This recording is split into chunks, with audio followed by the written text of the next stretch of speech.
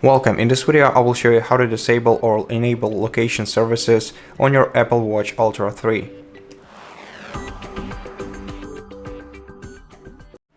First of all, you have to open the list of all applications by pressing the digital crown, and once you open the list of all applications, scroll down until you find the Settings app, tap on it. Then scroll down until you find the privacy and security settings. Okay, it's right here. Tap on it. And now select location services, and to disable them, just switch this toggle to the left, then click OK. And this way you will disable location settings.